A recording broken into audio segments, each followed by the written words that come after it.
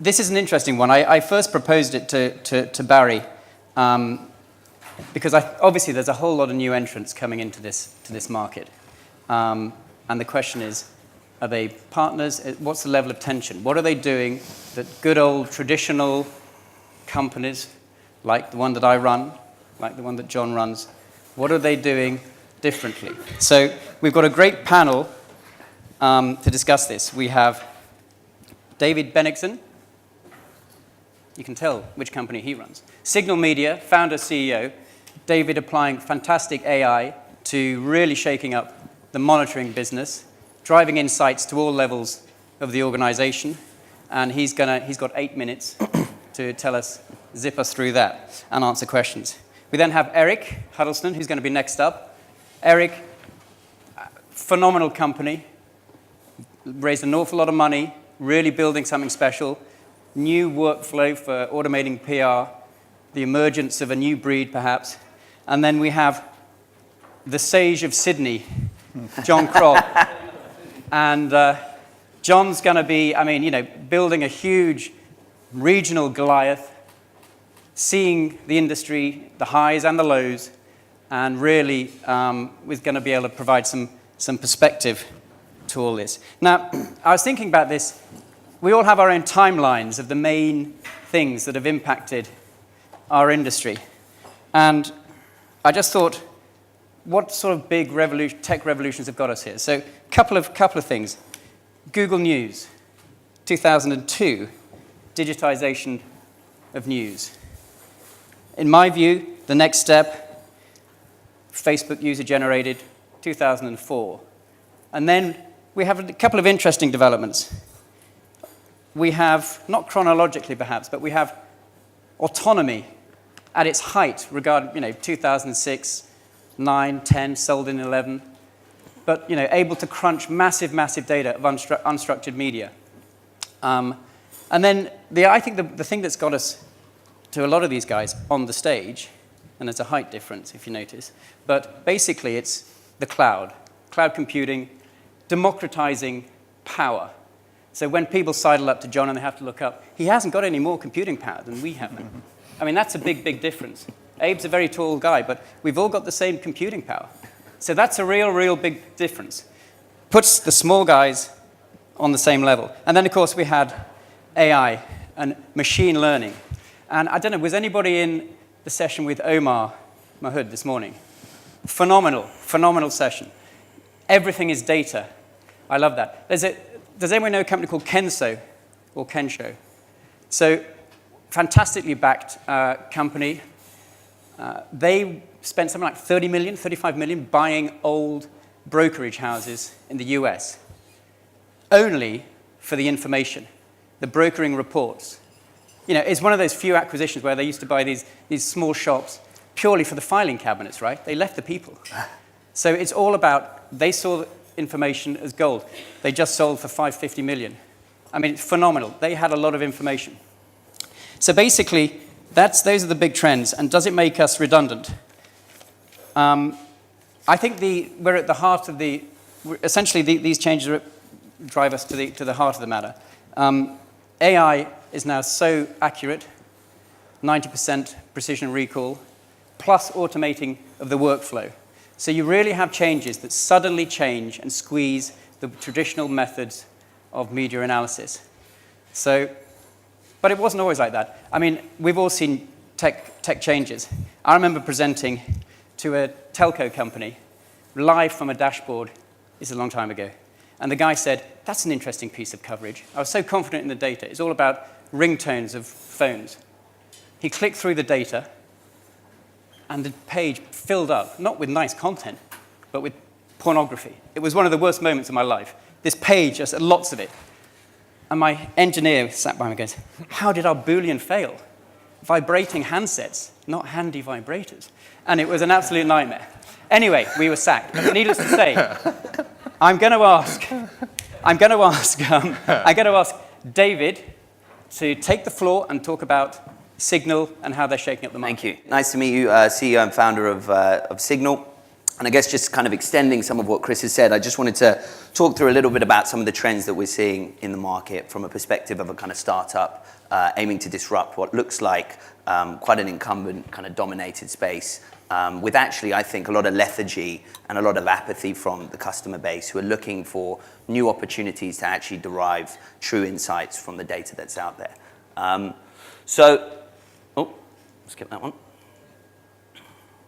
So the first thing I just wanted to start with was kind of the premise for why we founded Signal 4.5 years ago. And it was really the convergence of three big trends as we perceived it. The first big trend that we saw when we founded the company and saw this as a huge problem that most organizations face today, and in particular business leaders, is the issue of information overload. The fact there's never been greater access to information, and yet it's never been harder for businesses to transform that information into some sort of actionable insight that they can use to make better decisions for their business. And I think if you speak to most business leaders today, they will talk about that as being a huge and acute pain, you know, from PR and communications right up to the CEO and the wider C-suite.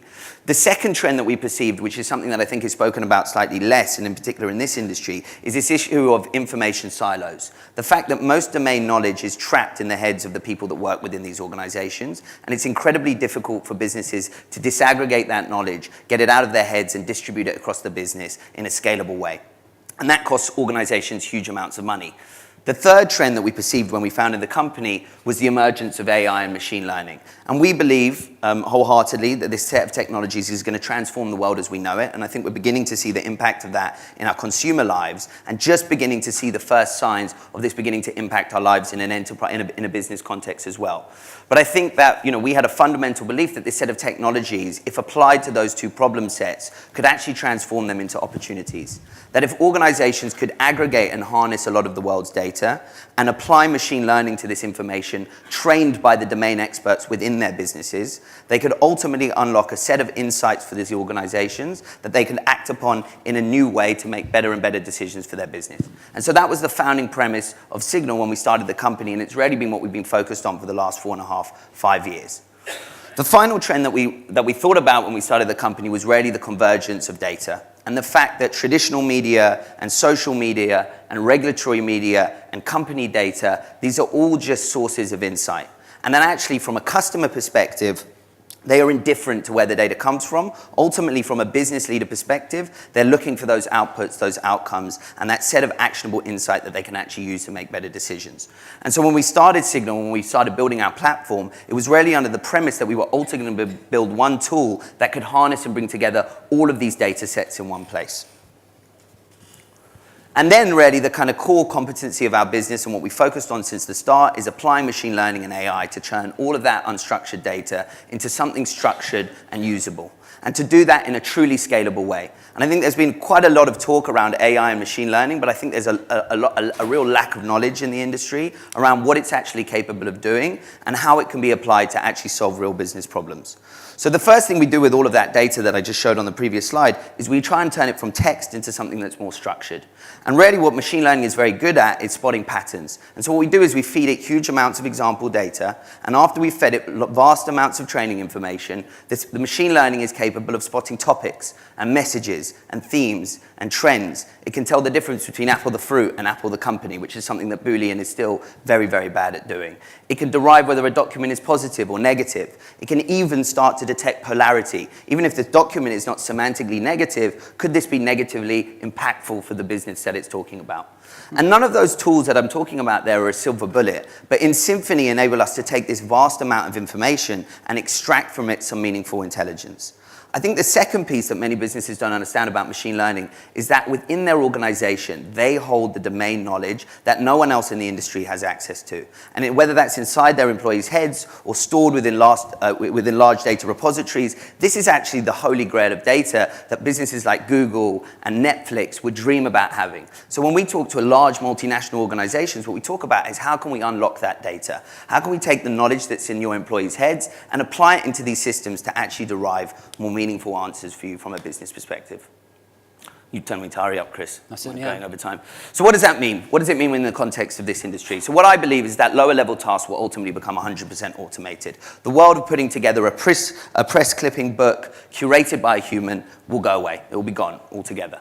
It will mean that human-assisted insight will not be completely automated by technology, but I believe it will be highly augmented, and that these professionals who do these jobs today will be pushed up the value chain.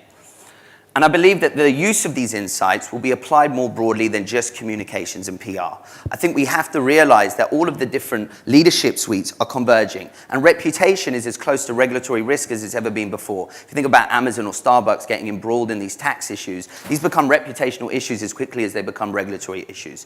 So these data sets and these insights can be used right across the organization and won't be siloed to one specific domain. So just very quickly, if we think about that as a value chain, well, the aggregation of data set is largely automated and it's all in the cloud, as Chris said. So we've gone from a world of limited data sets and volume-based pricing to a world of global data across all media types. We've gone from a world of monitoring that used to be done by your PR agency or heavily manual with hundreds of people in attics clipping out the pieces of paper. Well, that should be automated, real-time, and quality. We've gone from a world where we used to get these hard copy insight reports that would prop up and open the door of the CEO, and you'd keep it there, and it was backward looking, and it was lagging, it wasn't real time, and it didn't provide lead indicators. And again, I think these kind of instant customized data visualization tools, TrendKite do a fabulous job in this space, are completely changing the way reporting and insight gathering is being done. And so where does that leave the old world? Where does that leave the human analysis? Well, it's left to actually do jobs that AI is not very good at. To think creatively, to create predictions, to think about what's coming around the corner, to make suggestions and assumptions that actually the technology is nowhere near being capable of doing. And so when we think about applying that human brain power, I think it should be at the tip of this pyramid. How do we discover, how do we recommend, how do we act? And not done at the low-level task. And I think a lot of agencies are still struggling with this issue massively. They need to invert their pyramid because it's very heavy at the bottom and very light at the top. And if they don't go about doing that, their business models will become disrupted. I don't think it's sustainable in the long term. Final slide, Chris. Sorry, you can kick me off after this. The near future is basically a place where I believe data is used to manage reputation, mitigate risk, and take advantage of opportunities at a global level. I don't think it will be isolated to single jurisdictions. Senior business leaders will get meaningful insights in real time in the palm of their hand. That's ultimately the place where it will be distributed and consumed. And I believe consultancies and agencies will get pushed up the value chain into decision support and prediction. And if they don't, they'll be made redundant, essentially. John, like it. Thank you. Thank you. So my name is Erik Huddleston. I'm the CEO of TrendKite. For purposes of this discussion, you can think about TrendKite as the Silicon Valley-funded AI-powered intelligence communication SaaS platform that we're talking about, whether or not it's going to disrupt business models on the agency side or disrupt our job security on the brand side. And to what I'd really like to do is talk about the context and the opportunity and why it is that we're having this debate at all. And we have to look at the long history of the communications profession. So if you look from the early 1840s when the telegraph was invented, all the way up to the early 90s with the height of cable television, the communications profession actually evolved very little. And the change that did happen, it happened pretty slowly. But much to Chris's point, when you look backwards at the last 10 years, we've seen enormous disruption with the advent of digital, from Netscape and the launch of the web to the launch of the social platforms from 2004 to 2008, and the significant shift in consumption patterns of consumers with the mobile web in 2007 with the launch of the iPhone. And that's disrupted a lot of things, and at the center of that disruption has been the CMO. And from the dawn of digital, the CMO's actually reacted very quickly to these changes. And we've seen it throughout his integrated marketing journey. So when advertising was disrupted by digital, they employed programmatic buying tools in order to cope with the complexity that sprung up in that part of their business. When we looked at the explosion of content, you saw the rise of the marketing automation platforms. And that's how they dealt with the complexity in their own media. This is the Omnitures, Google's, the HubSpots, Marketo's, Eloqua's. An entirely new part of marketing was created with the rise of the social platforms. And you saw them cope with the complexity of that with a set of platforms like Sprinklr and Spreadfast, Hootsuite, Sprout Social, and others. But that same thing didn't happen in communications with the increasing complexity of social. And so earned media drifted farther and farther away from strategic relevance to the C-suite. But there's a unique opportunity in time right now that's creating a resurgence of earned media.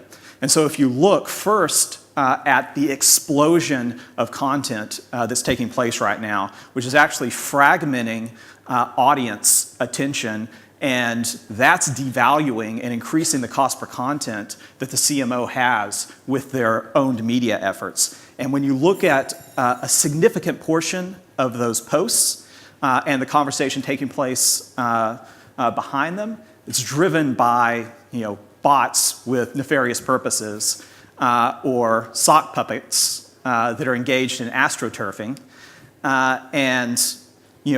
Those social scandals that we've seen from elections on down and the bad brand behavior that's almost commonplace today has led to a return of, if those of you remember from the 90s, the kind of "I heard it on the internet" meme that's now devaluing the shared media efficacy of the integrated marketing mix. And then... Erik, just be aware that for some reason we're having different slides on this screen, so we've got a bit of a time delay. I'll give you some more time. And then, I apologize. And then on the paid side, we've seen the advent of Apple's stance on privacy, which probably is going to account for a 20% reduction in the coverage of the ubiquitous tracking pixel that powers much of paid. We've seen GDPR, everybody's favorite, and the impact that it's had on brand spend. And then you saw the massive changes to feed algorithm on Facebook that overnight doubled the CPM rates for large brands, which has caused enormous disruption across paid media. And that's all fueled by a crisis in trust. And when you look at every institution from Edelman's Trust Barometer, you see massive degradation in trust. And the more informed the individual is, the more that degradation occurs. Except for journalists and influencers. It's the one bright spot across the entire sort of spectrum of carnage that the trust crisis has fueled. And that represents our opportunity, because now then it's become a strategic imperative for CMOs across industries to take the trust inherent in earned media and the relationship between these third parties and audiences and extend that in a halo of authority across the rest of the integrated marketing mix. So as an organization, we now have the opportunity to do for communications and earned media what has been taking place over the last 10 years in the rest of the market-facing functions. And I'll gloss over the impact and efficacy of earned media. I think we've heard so many amazing case studies the last couple of days. And I'll just go straight to the negative, which is we have a bunch of challenges, just like everybody else did, in complexity introduced by digital. And we started in a bad position because we haven't been great at measurement in the first place. But in addition, the currency and tools that we leverage to do our job are getting radically harder as a result of digital. I was heartbroken to see that Denver Post picture sort of before and after just a few years of digital disruption. And we all know that's happening at every traditional media outlet, across the globe. The average tenure of a journalist in New York City is now less than 1 year. So the currency of relationships that we've had is now significantly lower, with a much smaller pool of traditional journalists. At the same time, there's been an explosion of non-traditional influencers. There are 700 million social profiles that have an outsized influence on consumer belief and behavior today. We already talked about the explosion of content. On the backside of that explosion of content is an explosion of media outlets. There's now 6 million outlets, digital outlets, that have an outsized influence on consumers. That is a level of complexity that is incredibly hard to overcome. And just like happened in paid with programmatic, just like happened in owned with marketing automation, just like happened in social with the social management platforms, the communication field and earned media also has to embrace the tools of AI and big data and SaaS platforms in order to take advantage of this very unique point in time that's caused by the trust crisis. So that's the foundation that I would leave folks with as a context for the conversation that we're going to have. Perfect. Thanks, Erik. Excellent. I think 2 very good presentations, but I want to get back to what the question is. And the question is, are they happy partners or are they competitors? And for me, they're absolutely competitors. And that's why I said, I don't understand the question. Because we know they're competitors because they're looking at the problems of our clients in a different way. And they're coming to take our clients from us. And so how are we going to react to that? So when I think about it from a point of view, I look at these guys' businesses and think they're fantastic. But I treat them as competitors and I have that attitude towards them all the time. But for the industry, I think they're absolutely needed in our industry to change the industry because there are hallmarks of disruptors. And they're very clear in every industry. We're not the only industry going through this. This is happening everywhere. And the first thing is they're generally outsiders, so they'll come with new ideas. Just as David's looking at all those different data sets from Glassdoor and LinkedIn and all those other areas, he's not looking at it in the prism of what's corporate communications. He's looking at every data set that he can find on an organization and bringing that into one area.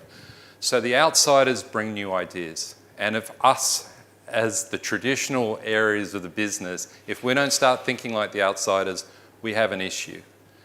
The other side is they're less expensive than the existing products in their first format. And they do that because they don't have legacy systems. They have new technology stacks built for what they want to do. But that drives efficiencies in our business. So for the whole industry, again, it's something that you have to adapt to because the disruptors are going to change the model of how we distribute. They find new markets. We become lazy. We get so concentrated on looking after the clients that we've already got that we don't look for the new areas of the business. We go in corporate comms because that's how our teams are trained to go to those people. So they don't think around the insights manager in there or investor relations or other people that they can contact in the environment. So the disruptors find these new underserviced markets and they grow the total addressable market. They actually not always stealing from us. They're not always taking our clients, but they're actually growing the market. Sometimes it's initially inferior product because they've got the mindset of let's get the most viable product, minimal viable product out there, price it at a point where they can start to get some momentum, and they start to change the mindset of the client base about what is the actual value of the product, or is it a good enough product at that price point? And then they're agile in their position because they don't have the legacy and they can keep building onto it. So they'll adapt their product quickly, learn from their products quickly, and change the mindset from our clients base of what we've got to do. And then they're not bogged down in the legacy because they've built that new technology stack around their ideas and their area, and they adapt and pivot very quickly as well. So they're great for an industry because they often get rid of the weak competitors, they often grow the marketplace, they often bring new technology ideas into the space as well. So as an industry, we've got to look at them and say it's fantastic for us. But from a competitor point of view, I still watch them carefully, I want to know what they're doing, I'm going to compete every day with them.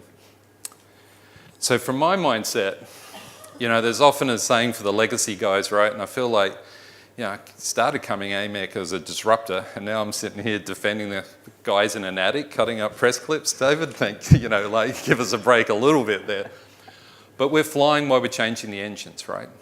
we've got to service thousands of clients every day with high consistency, high quality product while we adapt and pivot the rest of the organization. So we've got that piece that we've already got great contracts, thousands of clients, and we've got to deliver every day, but we've got to try to start moving and being as agile as the rest of the organization. And in my mindset, it comes down, whoever's got the best people wins in this space. It's the mindset of the people who can innovate and find the technologists and the guys who are going to build you the platforms and the client products. They're the organizations that are going to win. So I spend a lot of time thinking about who are the people? How do I obtain and retain the best people in this marketplace? Because then we'll be able to get that agility and move. And you've got to have a culture to succeed, because while these guys are coming through with the new ideas and clients are starting to build on their conversation, you've got to have that resilience in your organization to know that you can deliver those clients to them. So the culture in your organization and having the great people is extremely important while you're working with these new organizations. I think the other thing is that we think about culture, and we had this slide a couple of years ago at our sales conference when we had some agile new disruptors. And I thought Andy Grove book was fantastic around only the paranoid survive. So what's going to happen as disruption happens into your marketplace is you start to get chunked. They'll find a weak spot in your product, and they'll start to actually pull clients away from you, and they start to chunk you. And then it chunks more, and then you'll find your high value clients are gone, and then you'll find a situation that you're having to adapt very quickly. So we absolutely have monitoring briefs on every disruption, every disruptor in the marketplace. We watch carefully what they're up to. We come to conferences and we try to talk to as many people as possible to find out where they're seeing from different angles on the people, and we're the paranoid. And the other side of where we're at is we think, Google itself talks about being the David and the Goliath, and I thought it was an apt thing with David being on screen that I'd use this as well, is that we like to think like David as well. Like, we may have a great market share across Asia Pacific and people think that you're the market leader in your large business, but if your culture is to act like a David and start thinking of the technologies and the spaces that the innovators are going to play in and finding the people and the technologists that they'd like to have in their team, then you actually get yourself into a great position to compete. And I think you've got to be a really competitive environment, a competitive company. We love competition. We love to set up a battle with someone and act and compete in that way. But it comes to, you've got to have the disruption and the culture and the people to be able to compete in that space. So thank you. John, thanks very much. Let me kick off some questions. Guys, it sounded great. David, it sounded fantastic. I mean, I love it. I'm going to use that catchphrase now. Yeah, no, you nailed it. Give me some new branding. Okay. We're great and he's fantastic. So we know where you're coming from straight up. What sort of decisions are people making on your data? I mean, you talk a big game, insights and intelligence, but is it just to inform? Are they leaning back or are they leaning forward? Is it a tactical decision that they're making on your data, or is it, strategic? I mean, what are they making?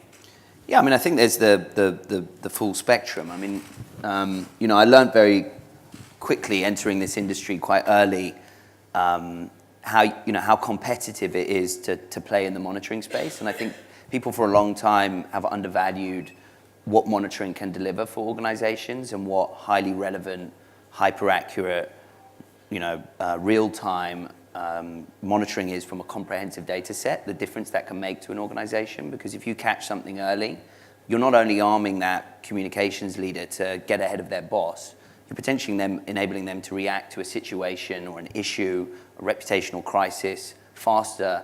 It's damage per second.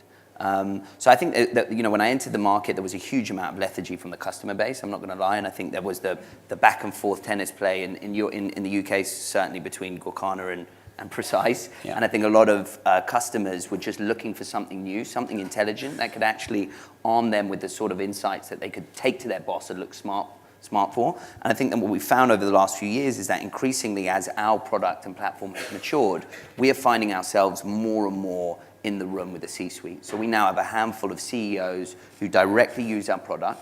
There was a conversation before about kind of the challenges and risks and dangers involved in giving a CEO a real-time dashboard. And I think those are very real. But I think ultimately, if you're a CEO of a business, what do you care about most? You care about, is there something out there that's threatening my organization? Or is there an opportunity that I'm not taking advantage of? And that's what keeps these people up at night. And if you can arm them with a holistic 360-degree view of what's happening across the globe, and you can deliver that in a synthesized and kind of curated way, but it's driven in real time by technology, you're providing them access to things they've never had before. And that is real value. And what about Erik? I mean, you're delivering a whole new workflow. You're really shaking it up. Do you find that you're going in at an organization at a certain level and finding it difficult to get up the value chain? Or are you just saying this is all about intelligence and workflow delivered at scale? Yeah, absolutely. And, I'll insert that entire conversation, and then I would augment it with, your insight about, we don't live in a vacuum or an island anymore. We're integrated. So the insights are often not communications insights, but they're insights that other parts of the organization can take action on. So what you'll end up seeing is if you look at paid, if you look at your digital websites, if you look at social, every one of those has the concept of target audiences and very precise way of building micro audiences.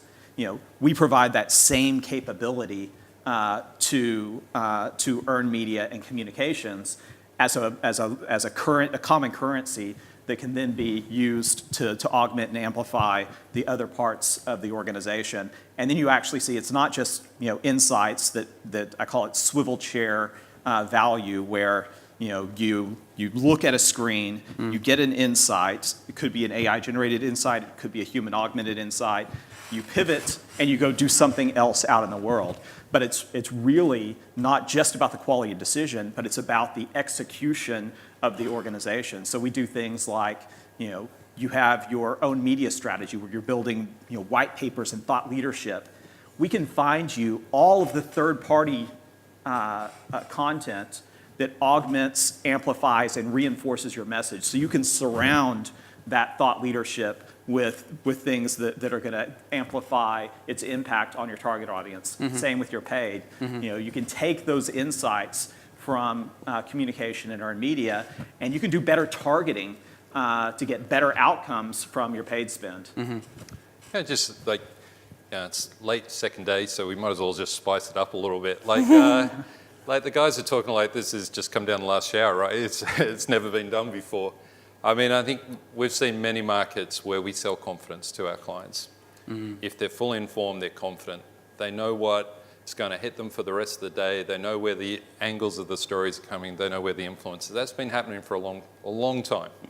And probably we have a dashboard that goes to Department of Foreign Affairs in Australia. It's the most looked at piece of information in the organisation on a daily basis. So those sorts of things have been happening for a long time. Where I think the guys are really working well on the technology is they're doing it at scale and at speed, and they've got ability to pivot quickly. But let's not think this is just happening now. We've all been talking to the C-suite for a long time. Our board reports have been there for a long time, and the insights and the areas that we've provided to the clients may have actually had a little bit more human effort over a period of time, and these guys are doing it with much better technology. But the end result for the client is we've sold them confidence and information for a long period of time. I'll pick you up. So are you really saying that you're doing everything that you've always been doing? You're not sort of withdrawing in certain parts and certain services and letting a I think to concur with what John's saying, I mean, I think it's in part, where does the value get created, and is that done by humans, analysts, or is that done by technology? And then if you're freeing up those analysts and those humans, and you're not getting rid of them, how are you getting them to spend time doing things that are more insightful and deeper? And I think, that is definitely something the market is responding to as the technology gets more sophisticated. And as John said, it's a challenge if the car's already moving to change the wheels, but people are responding to that reality. I think the other piece is some of the things we were talking about before is with a broader set of data and the technology capable of deriving more insight from that data, what are the possibilities to answer questions that you couldn't answer before? As you begin to correlate, whether it's earned media and paid media, what happens when you begin to correlate share price with media coverage, or social against traditional, or regulatory data from policy and sentiment through to when a regulatory change occurs? And it's answering those sorts of questions where you can even get into the place of prediction or forecasting that I think just weren't possible 10 years ago. Right. And I think that, in a sense, is growing the market value and the total addressable market. I'm going to open it up to the floor. Any questions? Jason? Are there mics? Oh, good. If you could stand up, introduce yourself, and enunciate. Hi, Jason Weeks. It's not on, but anyway. Don't worry, we can hear you. Give it a boom. I'll put it there. Everyone on the panel has mentioned insights so far, and I think there's a fundamental difference between insights and data. Data is stuff, and insights is the interpretation of that stuff. And I just wonder what the panel thought about how far automation can go in actually delivering insights as opposed to stuff. Who wants to take that? Erik. Absolutely. So, I think David's point, he made it eloquently, but perhaps a little too nuanced, and I'll just say it bluntly. The gloves are coming off. The gloves are coming off. The power of correlation with AI and analytics at scale can provide you with insights that you're just never going to get before. And so, the opportunity here is deeper, more profound insights that deliver, greater value, not only to our traditional clients, but to the rest of the broader organization as well. The second thing that I would say about that is, because you can correlate those to outcome data, like website conversions in Abe's talk yesterday, or traffic, or consumer sentiment, passive polling of target audiences. Those insights are then more actionable than the insights were. So I appreciate, let's get more confident. We've always been delivering confidence, but let's make those insights more actionable for the broader organization and prescriptive to the organization. John, do you want to chime in there? Yeah, look, I think if you're delivering stuff, you got a real problem. Like, no one pays for stuff, doesn't matter. So, so I think everybody in the room, if you think your product's just stuff at the moment, you got to move on. So the first things to me is, relevance, real relevance, not just keyword matching, but real relevance is absolutely essential for clients in real time. So that's the first part of, in the pyramid, that can be enormously important for issues management and how a story's going to develop. And then I think the algorithms that are going to be built, I'm on exactly the same page as David, that, we were sort of talking the other day, we've got all this coded information already, which is the best piece to start machine learning and AI. So this whole industry sits on an enormous amount of data that's going to be used to train these engines. And then we start to get into prediction, because there's a very usual event, or how things are going to portray in the media and then roll out. Humans will react in very similar ways on many occasions. And that can be modeled and shown through us using all this information to start giving our clients prediction. So in a slide I had yesterday, if we're the reporters of history, it's not going to be very useful going forward. But if we start to get into, we can predict because of humans, and the media will react in very similar ways, then we can start to be very valuable for our clients. I would just add that I wouldn't make a distinction, but the distinction between data and insight, I think, is less relevant. It's actually the distinction, I think, between insight and decision support. It's what do you do with that insight, whether it's actionable, whether it's recommendation, whether it's a prediction. That's really the next wave, and the question is, can AI take that leap? Because right now, the AI, the machine learning, is not anywhere near capable, I'll completely open and frank with you, to jump out the box and take the insight and say, well, you should do this, you should respond to this crisis in this way, or you should buy, you should sell. And anyone who's telling you that machine learning is doing alpha generation on the financial stock market, there's a lot of black smoke around, a lot of dust around that. But I think that is the question over the next 3 to 5 years. Will these technologies actually start being capable of recommendation? And I can tell you, Google is backing this heavily in the area of healthcare. There are a bunch of businesses backing this across very different sectors. Ken show on the financial services market. And it's interesting, still in the marketing and communication suite, it's behind. I look at what's going on in this space, and I think it's very, very behind. But that wave is going to come, and it's 5 to 10 years. And I think that becomes interesting, which is then where do PR agencies and communications professionals, where do they play? What is the value that they're going to add on top of that? And I think that's part of the journey that we're on. Okay. Come on, questions? Yes, sir. The mic's working now. Hi, I'm Ankur from India. I'm from Concept BIU. We are a media listening and an analytics agency. My question is more to David. When you say analytics is actually giving 90% accuracy and it's giving the CEOs a holistic picture, which I agree with at a macro level. But what about the micro level where the CopComs and the people on the ground who are actually reacting and analyzing data to plan their strategies, to plan, or the ORM managers really who have to respond back to comments or criticism that they get on a day-to-day basis? Because even we've tried experimenting with AI and machine learning, but the accuracy levels were just off the chart really. Macro level, it's easy to predict and plan futuristically, but how does it really help on the realistic ground level for the teams to work on and react to on an immediate basis that the CopComs really need to do? Not 100% sure I understand the question. Let me try and answer it. I mean, firstly, the 90% stat. That was my stat. Was Chris said that. Oh, sorry. And I imbued it just to make him a bit nervous. Yeah. No, we don't ship a component that's less than 98%. Just to correct you. And I'll raise true. you. Because 90%, 1 out of every 10 articles, if it was inaccurate, you wouldn't have a very happy customer at the end, just to put that into context. Or 10 out of every 100, you're going to have a very annoyed customer. And we've learned that lesson, by the way, which is that you cannot ship this technology into the market, in particular from a monitoring perspective, we've learned, unless you are like 98% plus accurate. Because you miss one, I've learned this lesson the hard way, and I'm new to this industry, I'm an outsider, but I came into this industry, and if you miss one article, and it happens to be an important publication, and that CEO or CFO sees it, and the comms director hasn't, you can get fired as a supplier the next day. Yeah. And so you have to be both comprehensive and complete, but you also have to be highly accurate and relevant. And it's an incredibly challenging context to work in. It's an incredibly challenging environment. We've spent the last 4 years having to perfect those core components in order for us to enable us to start climbing the value chain.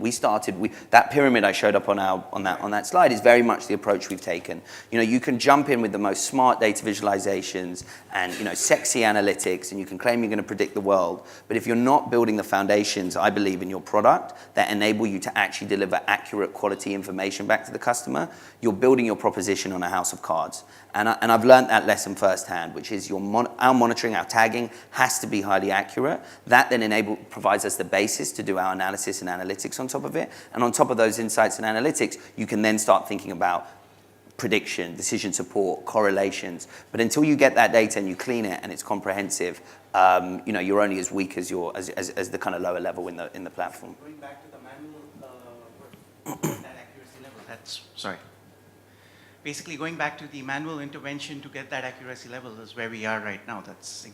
I think we're all saying technology is going to take some of those efforts of humans out of the way. So how do we use our analysts and our people in better ways that help our clients make better decisions? And it's going to take a while, and the journeys and the pyramids, the technology is going to get further up that pyramid. But to me, there's going to be a human effort where, every time, even when you get a business consultant at the moment, from a Boston Consulting or whatever, you get 40% of your value from the PowerPoint, you get 60% talking to the person who talks you through that. And I think once you get to the top of the pyramid, it's a very similar piece of where our insights and analysis reports will be. Definitely. I completely agree. It's the same with the healthcare piece, right? Technology, machine learning might get incredibly good at detecting, or predicting cancer, but ultimately, is it going to be a robot delivering you that information, or is it going to be a doctor talking you through the options you then have from a health? So you're going to wrap yourselves in consultants who can deliver your deliver your insights in a smart way. Erik, It may not be the consultants. It may be, like in your case, it may be the practitioners that are executing the business process. So, for example, one of the examples that resonated that you said was kind of the crisis response activities. And in that case, like, yes, you do need the 98% accurate foundational analytics, but where the rubber meets the road to deliver the actual business outcomes is going to be in, we have a ride-hailing client that's literally for every city that they operate in, they have a real-time list of every influencer and journalist in order of the impact that they will have on that local market in case there's some sort of incident. And having that data at hand and knowing the second that crisis erupts, those are the things that are going to make the difference, even more than the 98% accuracy.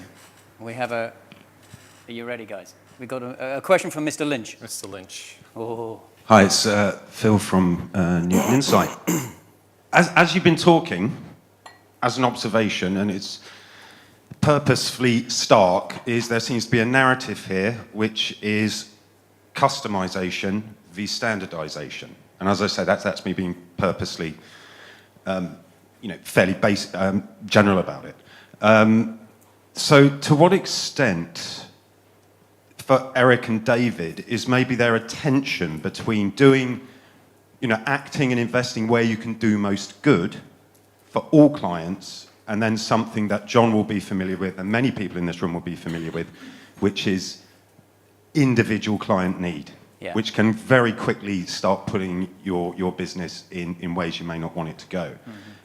There's you three guys there. I'd also be very interested to hear what Abe has to say about this, because I think Cision in many ways are at the nexus of that discussion as well.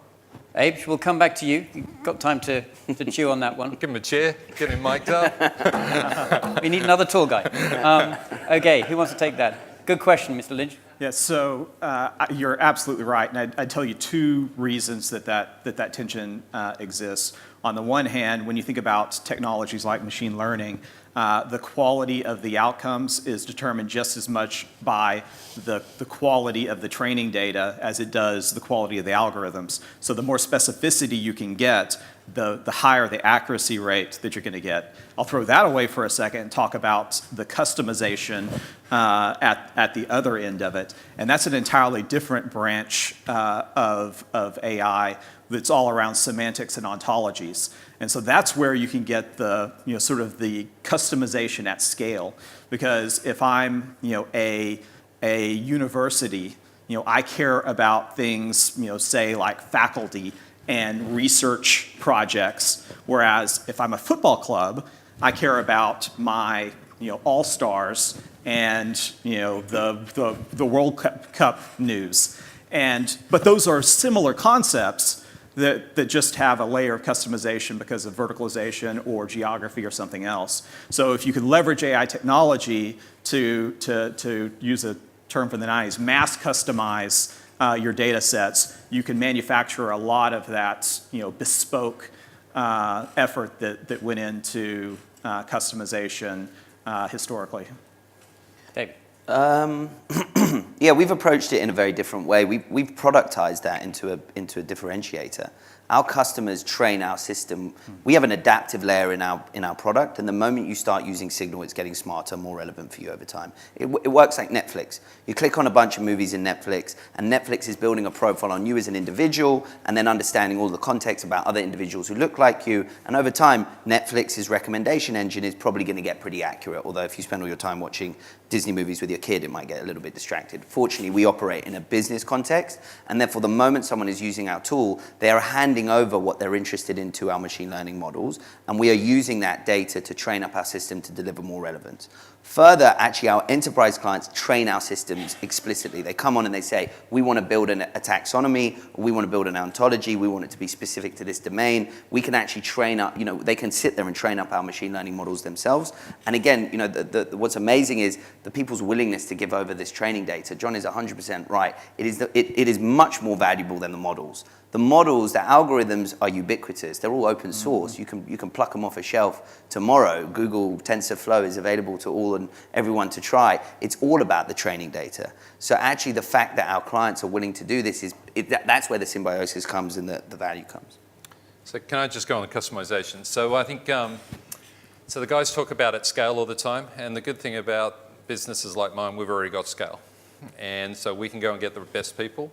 And we want to customize at the top end. We want to be at the top end of the pyramid now, and we want to be talking to the C-suite. We want to be talking to the comms people when they're talking about their strategic plan for the year, and then start building the models. So we use the technology as much as we can to get as far up the pyramid as possible.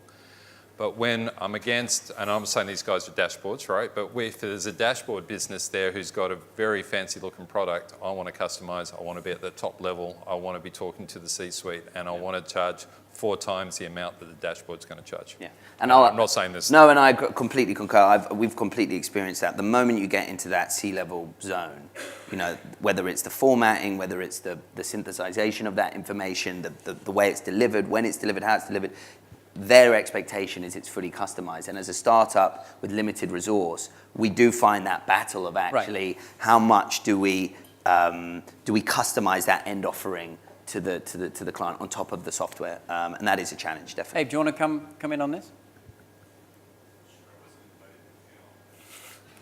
Come on.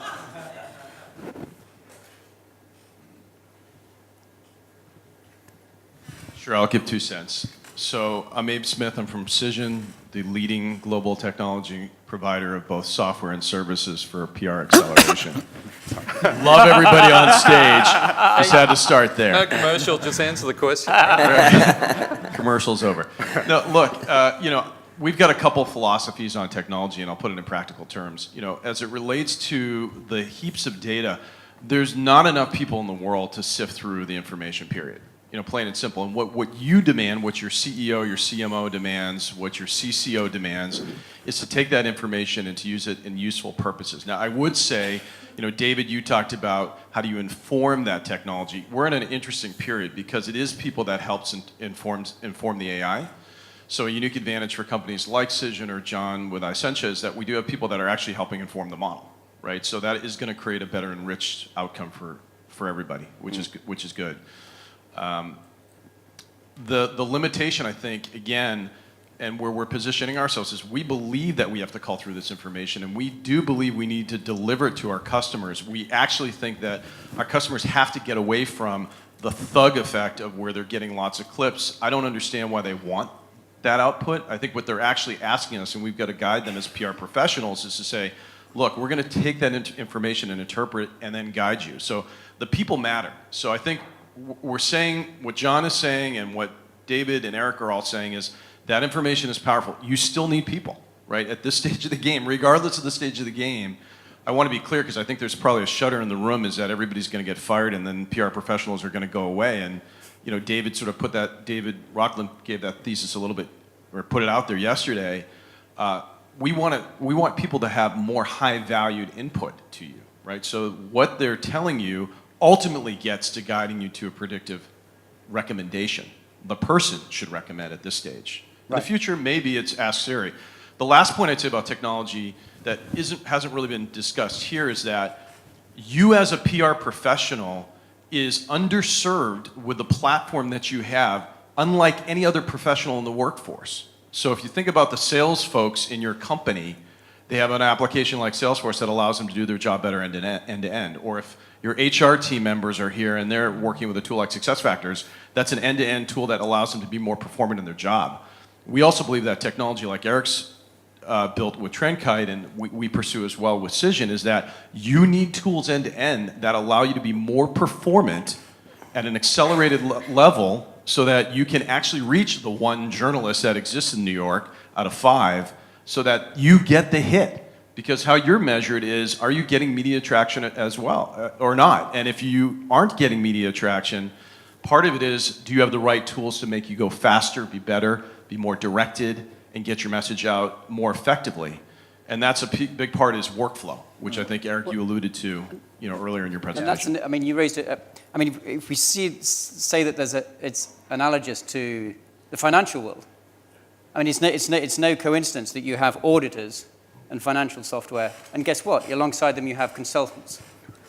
So, and John, to your point, in order to solidify that trust, not just in the data, but actually how you apply it, you're going to be talking to people who are going to develop the programs. And the question is, do you guys want to sell? Who do you want to sell to? Do you want to sell to the consultants? Or do you want to sell to the end client and never be able to get up to the value chain? Well, it's interesting. I was just going to use an example from a very, very different use case, but we're working with one of the big four actually in risk, because we monitor a lot of regulatory data as well, and it's a very, very similar trend that they're going through or change as what's happening, I believe, in the comms agency when it comes to this kind of reputation monitoring and analysis space, which is that they traditionally used to read all the world's regulation for their clients and then tell their clients when something important had changed. And actually, as businesses became inherently global, and as the rate of regulation changed like no other, was just transforming all the time at a global level, it became impossible for them to do this manually. They now have to use technology. And so this big four firm, rather than saying, oh my God, let's freak out, let's fire half the workforce, have said, okay, how do we retrain our staff to, instead of just giving the updates to their client, we're now going to recommend to them what they should do about it. And how do we build that into our offering so that we differentiate from these other big four firms? And they have been incredibly successful at transforming their business in that regard, using technology to do that. And I think a very, very similar change will go on with a lot of agencies. So to answer your question, who do we want to sell to? I think we want to partner with consultants. And then I think we want to continue exploring this journey of pushing them up the value chain. Because I agree with Abe, I don't think humans will ever be totally displaced from that value chain. And I think that there's an implied assumption in this entire conversation that I don't think I did a good job of debunking, but everybody in the room needs to be very clear about, which is we've been talking as if the workload and the complexity of the communications job is constant over time, and how much of that is going to be, taken over by the robots. And the reality is that the amount of work and the amount of complexity in the communications world is increasing exponentially as a result of the increasing volume of content and scarcity of resource, attention being the biggest, inside of consumers. So there's actually going to be a larger requirement of human insight and labor 5 years from now than there was 50 years ago or a year from now.